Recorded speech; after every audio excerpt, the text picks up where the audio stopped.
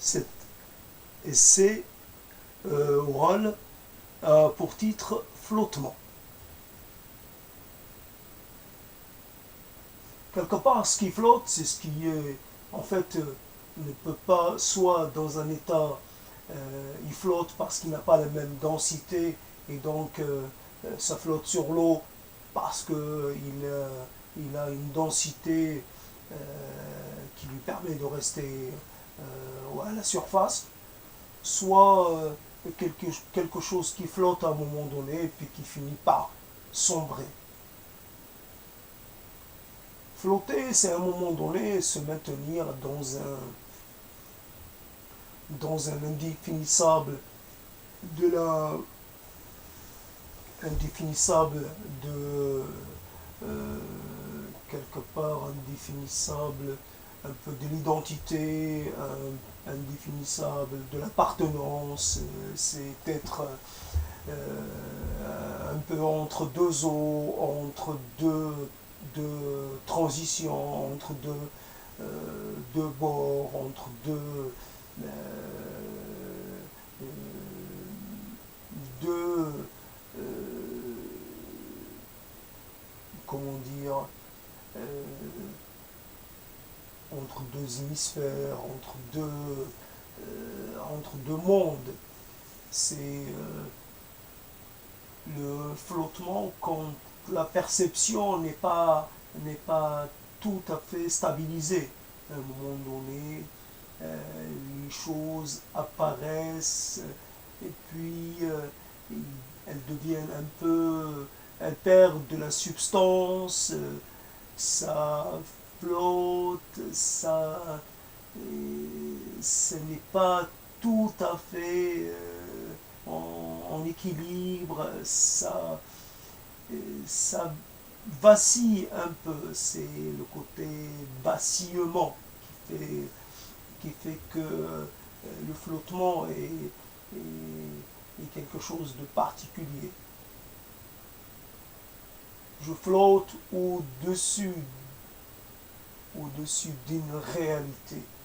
Ça ne veut pas dire euh, que je la domine, c'est juste que je suis pendant un moment hors de cette réalité. Ce flottement est aussi à un moment donné comme une hésitation, comme un effort pour se tenir, dans une certaine situation quelque peu non, non engagée. Je flotte, je ne m'engage pas. Je ne me. Je ne me. Évidemment, ça va être difficile à 3h43 du matin, ça va être laborieux. À un moment, je flotte et jusqu'à ce que je cesse de flotter. Je flotte autant qu'il est possible de flotter. Je garde cet état presque d'apesanteur. Je ne suis pas tout à fait, je n'appartiens ni au monde de à aucun monde. Je ne suis pas immatériel, je ne suis pas matériel, je suis dans un état entre deux et je flotte. Je flotte aussi quand à un moment donné euh, je n'ai pas un mot particulier en tête. Tous les mots sont là, ils arrivent dans un, ils arrivent dans un ordre euh, un ordre dans un ordre sans ordre. Je prends un mot, puis je prends un autre, je parle de quelque chose, puis je parle d'une autre. Je ne suis pas tout à fait je n'opte pas pour un langage en particulier, pour un discours en particulier. Je suis quelque part, euh,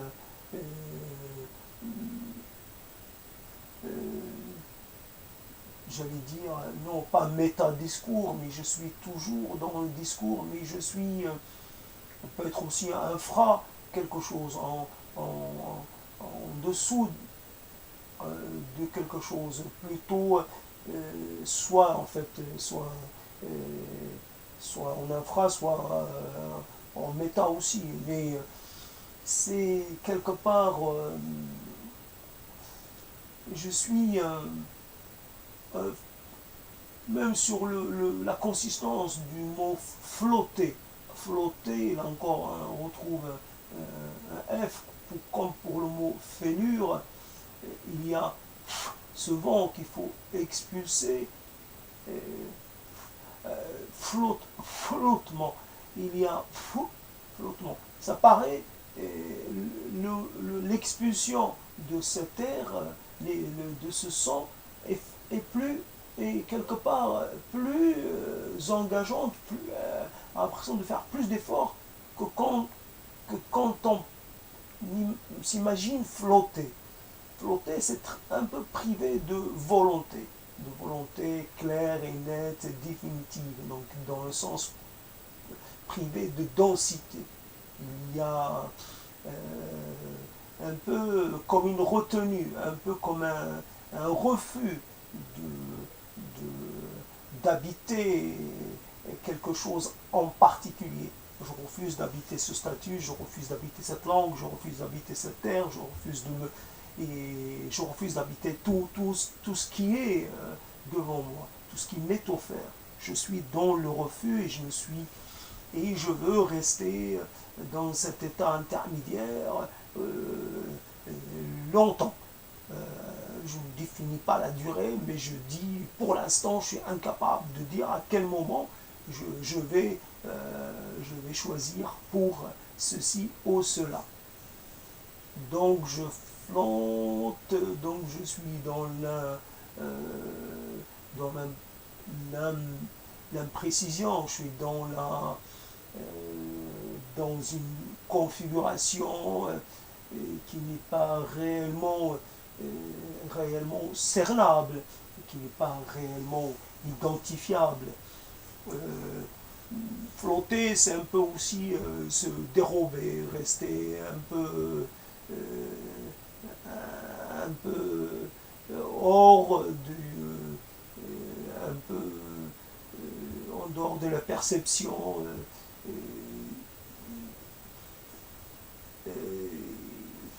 Comme si flotter entre deux états, un état on offre une partie et l'autre on offre l'autre face. C'est-à-dire hein, on est on garde deux faces et deux états. Et quelque part il suffit de se retourner pour montrer l'autre face. Et donc le choix ça permet de montrer deux faces. Alors qu'en fait, si on sort du flottement, tout de suite, on est visible dans son intégralité. Qu'est-ce que je peux encore dire par rapport au mot flottement? C'est flottement. C'est intéressant de cet effort qu'il faut faire pour dire ce mot flot. Il y a l'expulsion de son, du F, et après il y a tout de suite, il faut arrondir flottement. C'est pour ceux qui prononcent cela de façon régulière, ça se fait automatiquement.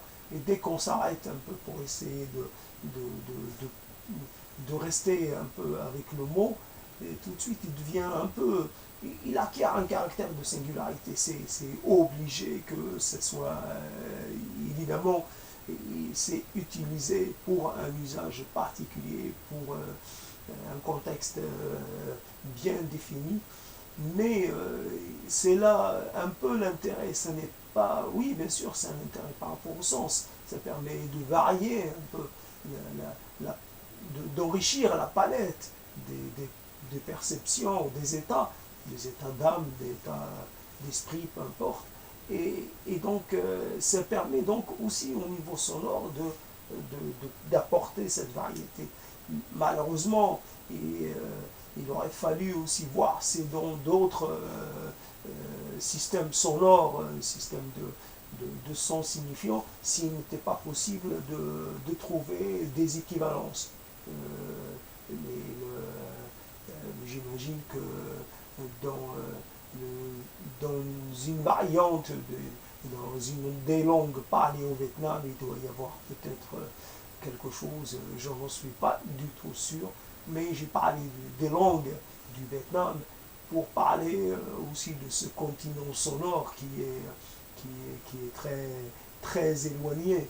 Celui qui n'a jamais entendu parler vietnamien ne comprend pas, ne peut pas imaginer la différence. Mais c'est vrai que vietnamien, ce n'est pas chinois, ce n'est pas thaïlandais. C'est vrai que on perçoit des différences.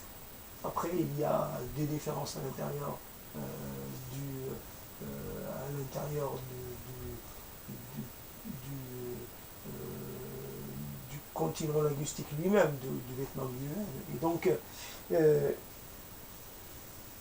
nous faisons des voyages différents avec des mots, avec des concepts, avec des expressions, mais parce que là où nous pensons peut-être faire des voyages très, très comment dire, des voyages d'importance, nous ne faisons que des petits voyages parce que nous n'avons qu'une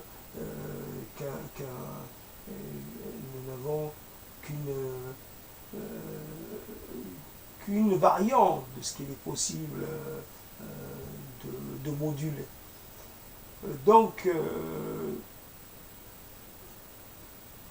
flottement, évidemment, les flots, flotter, c'est être aussi emporté. Voilà, j'ai trouvé un autre angle d'attaque, c'est d'être emporté. À un moment donné, flotter, c'est d'être privé de sa capacité d'agir et d'être emporté par des forces qui, quelque part, qui nous sont supérieures. Je suis emporté par le destin, je suis emporté par les aléas, je suis emporté par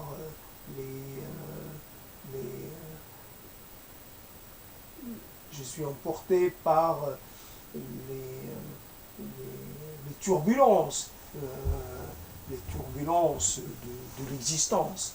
Et quelque part, je peux, dans ce mouvement, subir l'équivalent d'un essorage. Je suis maltraité, je prends des coups, je suis malmené. Flotter, ce n'est pas toujours un état sans conséquence. Flotte les choses qui ont perdu de leur faculté à devenir agissantes de façon autonome sur le cours de leur vie. Donc, j'ai trouvé cet angle d'attaque. Je ne sais pas si je vais en trouver d'autres. En tout cas, même si je suis fatigué, je n'arrive pas à flotter. Là où quelque part, oui, il y a le mot, quelque part, c'est un peu, oui, entre l'éveil et l'état d'endormissement, il peut y avoir aussi quelque chose. Le flottement, ça peut être entre la conscience et entre en fait l'idée qu'on se fait de l'être conscient et de l'être un peu qui aurait perdu de sa capacité à être conscient de son environnement. la conscience qui cache derrière elle un état d'inconscience. Et à un moment donné, on peut imaginer qu'on est en capacité d'être conscient, mais qu'en fait, on flotte un peu. On n'a pas une perception, on n'est pas dans un état très, très, très équilibré de la perception. Et là où, là où nous pensons que nous sommes éveillés, que nous sommes conscients, que nous sommes en capacité de comprendre, en capacité de saisir ce qui se passe, nous pouvons être aussi dans l'illusion dans une certaine illusion et être en fait dans un état intermédiaire. Il y a des choses que nous percevons et d'autres qui restent un peu imprécises. Donc,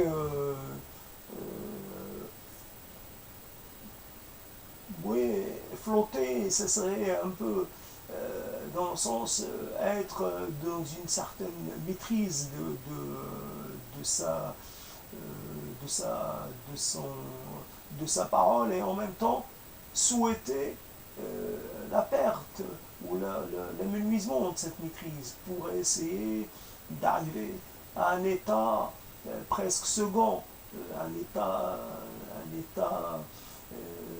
qui permet la libération de quelque chose qui serait peut-être là ou pas là, mais on aimerait qu'il y ait quelque chose qui nous soit un peu hors d'atteinte parce que nous sommes toujours dans des états de maîtrise et que alors, si on souhaiterait peut-être perdre l'état de maîtrise pour essayer d'atteindre quelque chose, un autre plan de l'existant et à un moment donné laisser libre cours à des choses, à l'apparition des choses, à l'éclosion de mots, à l'éclosion d'images, à l'éclosion quelque part de choses qui ne seraient pas liées entre elles, qui n'auraient pas ce caractère, qui perdraient un peu la discipline un peu qu'on a sur soi-même. Et ces choses qui auraient ce caractère un peu anarchique, pas toujours, pas toujours de logique, ni apparente, ni cachée, pas toujours de rapport entre, entre ce qui a été dit au premier, ce qui est dit après, et perdre de cette cohérence, quelque part, et être dans la production de quelque chose qui n'est pas, qui n'est pas, qui n'est pas habituel. Donc c'est flotter quelque part entre un état de un état de comment dire un état sain et un état un peu malsain quelque part qui frôlerait un peu le déséquilibre mental. Mais même s'il est tard, même s'il est 4 heures du matin, je ne me sens pas en capacité d'être de me mettre dans cet état particulier. Donc je vais arrêter ce flot de paroles et je vous dis à bientôt.